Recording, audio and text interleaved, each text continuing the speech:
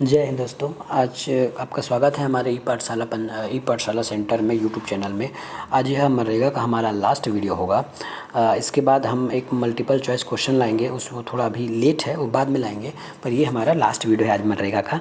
तो अध्ययन करते हैं अध्याय 6 से।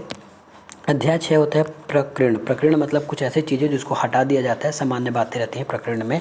इसमें धारा 25 से लेकर 34 तक है। तो एक एक एक यहाँ से हम वन लाइनर पढ़ेंगे। वन लाइनर ये है कि अधिनियम को नहीं मानने पर 1000 का दंड है। इसमें लिखा गया अधिनियम में, यदि अधिनियम को आप नहीं मानते हैं, किसी धारा को, किसी नियम को, तो आपको 1000 रुपये का दंड का भुगतान किया जाएगा। अनुसूची संशोधन करने की शक्ति राज्य सरकार के पास है। ये आपको क्वेश्चन अगर एक लाइन पूछ सकता है कि अनुसूची संशोधन करने की शक्ति किसके पास है, तो वो राज्य सरकार के पास है अनुसूची संशोधन करने की शक्ति। धारा 31 है और धारा 32। धारा 31 में केंद्र सरकार को नियम बनाने की शक्ति मिली है और धारा 32 में राज्य सरकार को नियम बनाने की शक्ति मिली हुई है। धारा 31 में केंद्र सरकार को नियम बनाने की शक्ति है और धारा 22 में राज्य सरकार को नियम बनाने की शक्ति है। अब हम अनुसूची के बारे में देख रहे हैं। अनुसूची क्या क्या है। इस मनरेगा में 2 अनुसूची है, एक अनुसूची है और ये दूसरा अनुसूची है। अनुसूची 1 का नाम है ग्रामीण रोजगार गारंटी स्कीम की न्यूनतम विशेषताएं। ग्रामीण रोजगार गारंटी स्कीम की न्यूनतम विशेषताएं क्या होती है वो उस अनुसूची में मिलेगा। और अनुसूची 2 में मिलेगा स्कीम के अधीन गारंटीकृत ग्रामीण रोजगार के लिए शर्तें और श्रमिकों की न्यूनतम हकदारियां। ये आपको नाम से ही याद करना पड़ेगा, ये ऐसे याद नहीं होने वाला है। ग्रामीण रोजगार गारंटी स्कीम की न्यूनतम विशेषताएँ, स्कीम के अधीन गारंटीकृत ग्रामीण रोजगार की निम्न शर्तें के लिए शर्तें, मजदूरी, हकदारियाँ। इस जैसे ये वीडियो ख़त्म होगा तो हम आपको एक और, जैसे 6 वीडियो में आपको प्रदान किया गया है मनरेगा, उसको मैं एक ही वीडियो में 10-15 मिनट का एक और वीडियो लाऊंगा जिसमें केवल की पॉइंट रहेगा, इन्हीं का एक पूरा सार रहेगा और इसमें मल्टीपल चॉइस क्वेश्चन रहेगा। इसके बाद आपको मनरेगा का कोई भी क्वेश्चन यहाँ से नहीं छूटेगा। आगे चलते हैं। अब कुछ अन्य तथ्य देख लेते हैं। अन्य तथ्य क्या चीज़ है। निधि रिलीज़ करना। निधि रिलीज़ करना मतलब केंद्र सरकार द्वारा राशि रिलीज़ करना। तो धारा 27 के उपधारा 2 के अनुसार केंद्र सरकार नियम विपरीत लेखा परीक्षा होने पर फंड रोक सकती है। इसका मतलब क्या है, मैं आपको समझा रहा हूँ। जैसे शासन ने एक आवंटन पहले दिया, शासन ने आपको एक किस्त पहले दिया, उस एक किस्त का पहले पूरा ऑडिट होता है। पूरा एक किस्त का ऑडिट होगा। एक किस्त में यदि कोई दिक्कत नहीं होती नियम के विपरीत, तो आपको सेकंड इसके नेक्स्ट फंड दिया जाएगा, सेकंड किस्त दिया जाएगा।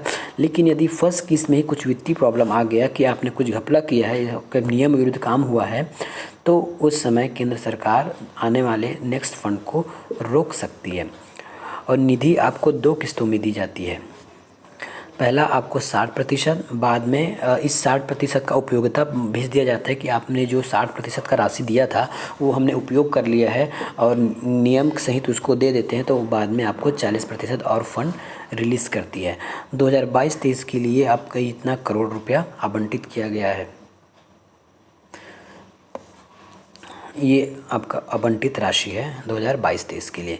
अब समझते हैं लोकपाल क्या होता है। अनुसूची 1 के पैरा 30 में लिखा हुआ है, प्रत्येक जिले में एक लोकपाल शिकायतों की जांच करेगा। प्रत्येक जिले में एक लोकपाल शिकायतों की जांच करेगा और जांच के 30 दिन के भीतर निर्णय देगा। जांच के 30 दिन के भीतर आपको निर्णय देगा। छत्तीसगढ़ में 28 ज़िला है, लेकिन 28 ज़िला को 17 प्रादेशिक भागों में बांट दिया गया है। इसलिए अभी वर्तमान में 17 मनरेगा लोकपाल नियुक्त किए गए हैं। छत्तीसगढ़ में 28 ज़िला है और 28 ज़िला को हम 17 प्रादेशिक क्षेत्र में बांट दिए हैं, तो 17 लोकपाल अभी वर्तमान में नियुक्त हैं। आगे देखते हैं। ये आपके कुछ करंट के डाटा है, आप उसको देख लीजिए। 22 आपको चाहे तो इसका स्क्रीनशॉट लेके रख लीजिए। ये याद होने वाला नहीं है, आपको बार बार इसको याद करना पड़ेगा। ये डाटा है, आपको इतना डाटा याद होना चाहिए। ये मैं अब बताऊंगा तो आप भूल जाओगे, आप इसको स्क्रीनशॉट ले लीजिए और इसको याद कर लीजिए। अब वो देखिए जियो मनरेगा क्या होता है। इसके तहत फ़ोटो भुवन पोर्टल पे अपलोड किया जाता है। जियो मनरेगा होता है जैसे आपके ग्राम पंचायत में कोई कार्य हो रहा है तो उस जियो मनरेगा के तहत क्या होता है, उस कार्यस्थल का फ़ोटो खींच के आपको इस भुवन पोर्टल पर अपलोड करना रहता है। उसमें जैसे आप अपलोड करते हैं तो उसका अक्षांश और देशांतर ये सब पता एड्रेस उसके पोर्टल पे पहुंच जाता है। इस प्रकार फर्जीवाड़ा की समस्याएं कम हो जाती है। जिस स्थल पे आप काम करा रहे हैं उसी स्थल का फ़ोटो खींचकर आपको भरना होता है, आपको भुवन पोर्टल पर अपलोड करना होता है। इसको बोलते हैं जियो मनरेगा। जन मनरेगा क्या होता है, जियो टैग होता है। ये भी ये फ़ोटो अपलोड करने जैसा ही होता है। मोबाइल मॉनिटरिंग क्या होती है, तो मास्टर रोल अपलोड करना मोबाइल मॉनिटरिंग कहलाती है। पहले क्या रजिस्टरों में मास्टर रोल आपका भरा जाता था, लेकिन अब मोबाइल ऐप के माध्यम से आपका मास्टर रोल अपलोड किया जाता है। इसको बोलते हैं मोबाइल मॉनिटरिंग। आगे देखते हैं अगर कुछ है तो। पुरस्कार के संबंध में देख लीजिए।